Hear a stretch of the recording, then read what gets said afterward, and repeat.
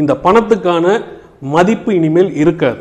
நான் என்ன சொல்ல வரேன்னா, பண மதிப்பிழப்புன்னு 2016 பார்த்தீங்க, பண ஒழிப்பு, அபாலிஷன் ஆஃப் கேஷ் அப்படின்றத கூடிய விரைவில் பார்ப்பீங்க. The new agenda of going into digital currency is happening in front of our eyes. இதை இன்னைக்கு சொல்றதுக்கு யாரும் கிடையாது. சொல்றதை கரெக்டாக புரிஞ்சுக்கிட்டா மக்கள் தங்களை தற்காத்துக் கொள்ளலாம். இப்போ ராஜா அவர்கள் பேசும்போது இந்த மாதிரி தொகை எடுக்கிறதுல ஒரு சாதாரணமான விஷயம், இதை காங்கிரஸோட டைம்லேயே பண்ணியாச்சு, இப்போ இந்த விஷயத்த எதிர்கட்சிக்காரங்க பெருசு பண்ண பார்க்குறாங்க அப்படின்னு சொல்லியிருக்காரு. அதுதான் அது எல்லா கட்சியிலையும் எடுக்கிறாங்க. நம்மளை பொறுத்த வரைக்கும் காங்கிரஸ், பிஜேபி ரெண்டுமே எல்லாம் ஒன்று தான். We are witnessing a global economic collapse. இதனுடைய ஒரு பார்ட்டு தான் ஆர்பிஐலேருந்து பணம் எடுக்கிறது, அப்புறம் இந்த பொருளாதார வீழ்ச்சின்னு சொல்கிறது, இந்த பங்குச்சந்தை, இந்த 5 ப்ரெஸ் மீட்டில் பங்குச்சந்தையை காப்பாற்றுறதுக்காக எடுத்த நடவடிக்கைகள் 5% ஏறினது, இது எல்லாமே பார்த்தீங்கன்னா ஒரு டிஜிட்டல் கரன்சி பிறக்கிறதுக்காக நடக்கக்கூடிய விஷயங்களாக தான் நான் பார்க்குறேன். டிஜிட்டல் கரன்சி அப்படின்றது சாதாரண விஷயம் இல்லை. இப்போ நம்ம பணம் இருக்குது பார்த்தீங்களா, இந்த பணத்தை கடைசியாக தொட்டு பார்த்த தலைமுறை நம்ம தான். The physical cash which has been touched and felt only by us. We are the last generation to feel the cash. The next money will be digital money. இதைத்தான் இந்த உலகம் கொண்டு வந்துகிட்டு இருக்கு.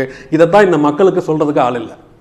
டிஜிட்டல் கரன்சின்னு ஒன்று வந்துச்சுன்னா அந்த பணம் எண்முறை நாணயம்ன்ற பேரில் வெறும் உங்கள் எலக்ட்ரானிக் ஃபார்மில் தான் பணம் இருக்குமே, ஃபிசிக்கலாக கேஷே இருக்காது.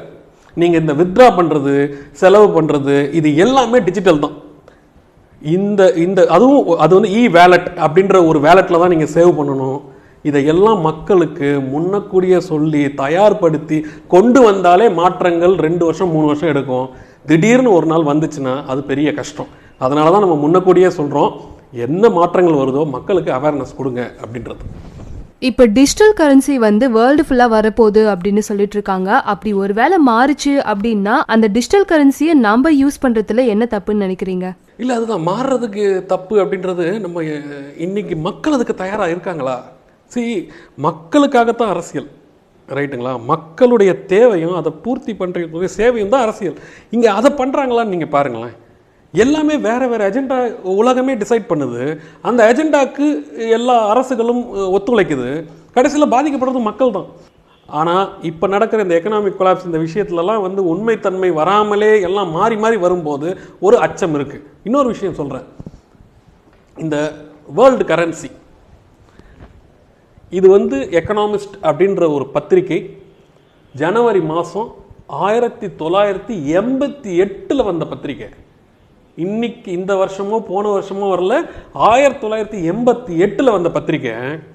Get ready for a world currency அப்படின்றான். என்னன்னா 1988 தானே வந்திருக்கு, இப்போ ஏன் கவலைப்படுறீங்க?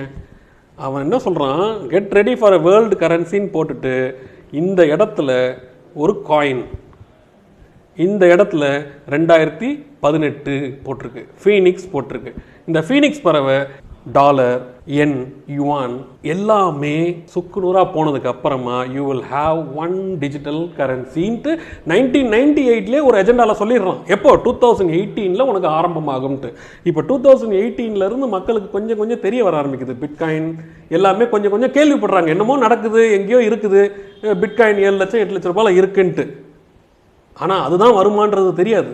ஆனால் ஏதோ ஒரு டிஜிட்டல் கரன்சி உறுதியாக இந்த உலகம் கையில் எடுக்கும். ஒன் வேர்ல்டு ஒன் கரன்சிக்கு தயாராகிட்டு இருக்காங்க. தயாராகாமல் இருக்கிறது மக்கள் நம்ம தான்.